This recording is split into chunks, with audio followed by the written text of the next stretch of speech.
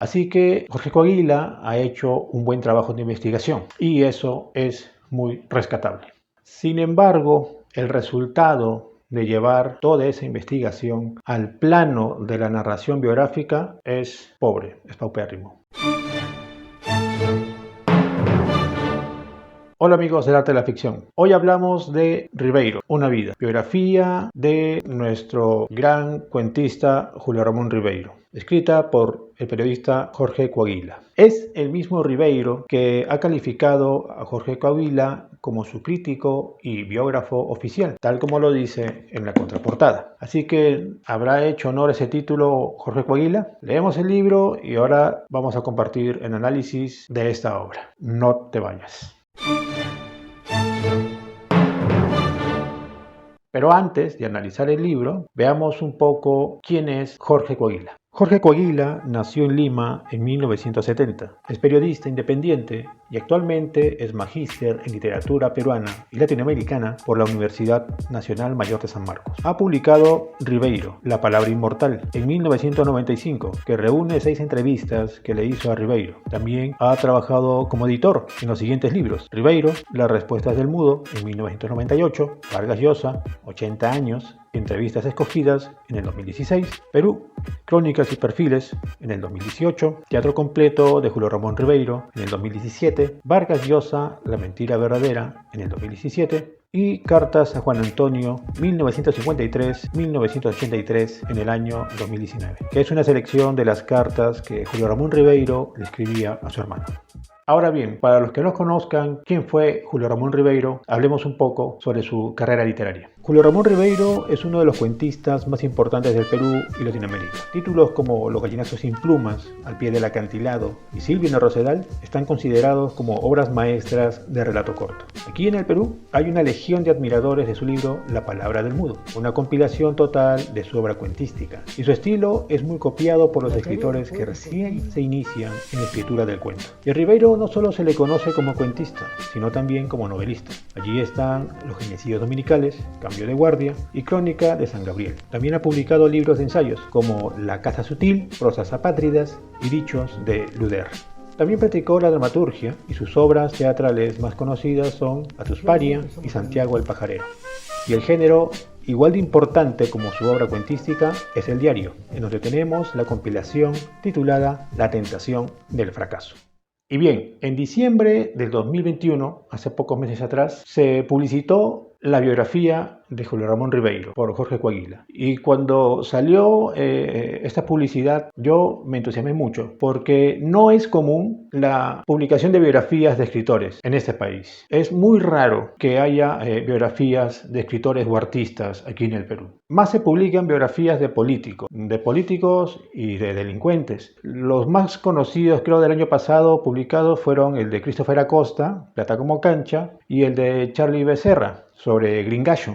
Pero son contados con los dedos de la mano, bueno, de las dos manos, las biografías sobre escritores peruanos. Son muy pocos. Tenemos, por ejemplo, la biografía del Inca Garcilaso, escrito por Aurelio Miro Quesada, la de Ricardo Palma por Oswaldo Holguín.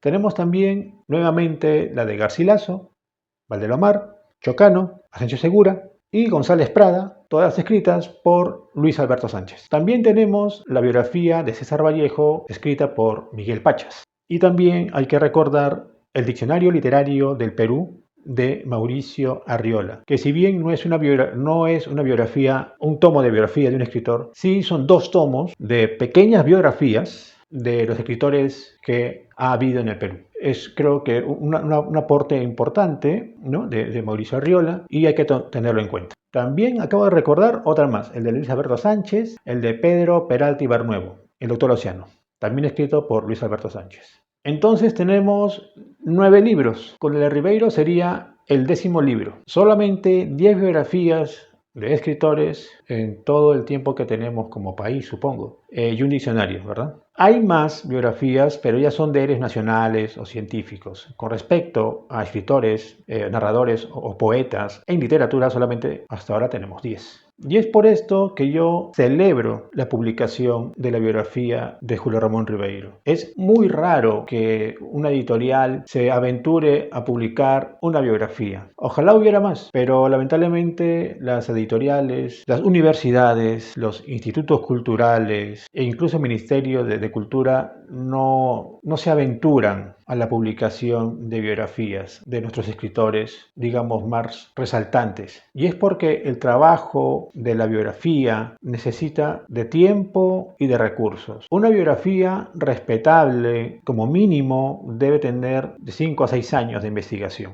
Y necesita recursos porque el biógrafo tiene que ir a bibliotecas públicas, particulares, a los pueblos donde estuvo su biografiado, a las ciudades e incluso a los países a los que viajó aquella persona a la cual está investigando. O sea, es una tarea que lleva tiempo y muchos recursos. Entonces, la biografía es un género literario que muy pocos escritores se atreven a desarrollar. Así que este libro es bienvenido. Se nota de que Coaguila ha hecho una vasta investigación. Ha entrevistado a sus familiares, a su hermano, a su esposa, a su hijo y también a sus editores y amigos, como también a una que otra amante. La documentación que ha obtenido Coaguila es muy buena y también ha obtenido, digamos, cartas y diarios que aún no han sido publicados y quizás no sabemos si algún día van a ser publicados. Así que Jorge Coaguila ha hecho un buen trabajo de investigación y eso es muy rescatable. Sin embargo, el resultado de llevar toda esa investigación al plano de la narración biográfica es pobre, es paupérrimo. Coaguila no ha sabido contar la vida de Julio Ramón Ribeiro. Lo que tenemos aquí, lamentablemente, es una compilación de citas. Citas obtenidas de las entrevistas, de las cartas, de los diarios, incluso de los cuentos de Julio Ramón Ribeiro. Y eso prácticamente está plagado en todo el libro. Entonces, el libro de Coaguila es como un rompecabezas de citas que tienen como hilación el tiempo. La voz del biógrafo, la voz de Coaguila, apenas se oye. Yo no soy de subrayar mis libros, pero lo he tenido que hacer para mostrarles lo que estoy hablando, y se los voy a mostrar. Les voy a enseñar el capítulo Santa Cruz, la aldea encantada. Lo he subrayado de rojo para que vean las citas resaltadas, y aquí está.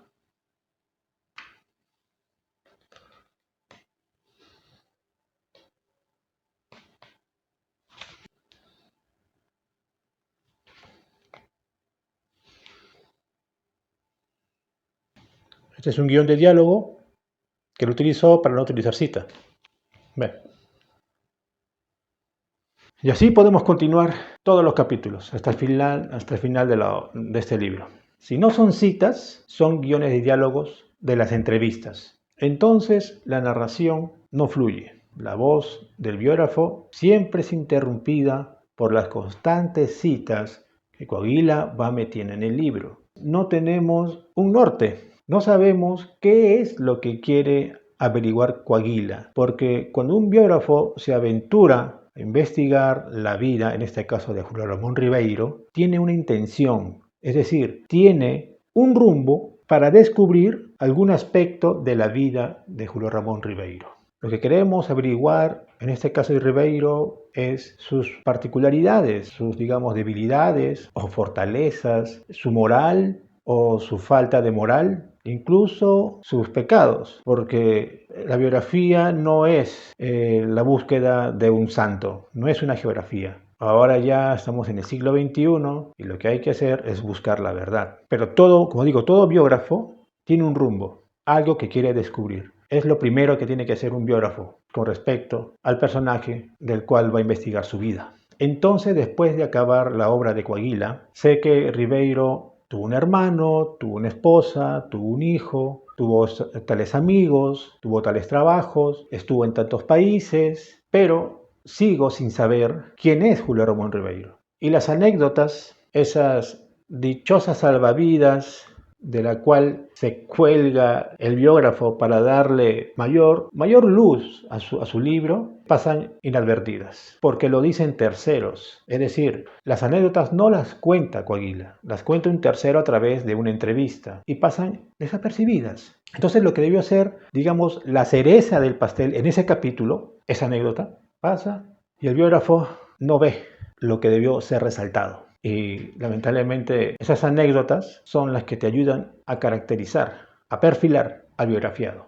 La verdad es que nunca había visto una biografía con tantas citas, tan plagada de citas. Si hago un porcentaje de la cantidad de citas que hay en el libro, creo que abarcarían el 60 o hasta el 70% de todo el libro. Un libro así no se puede publicar. Y es una pena porque hay una investigación detrás de todo esto. Se nota de que Coaguila ha investigado, pero no ha sabido llevarlo a la narración biográfica.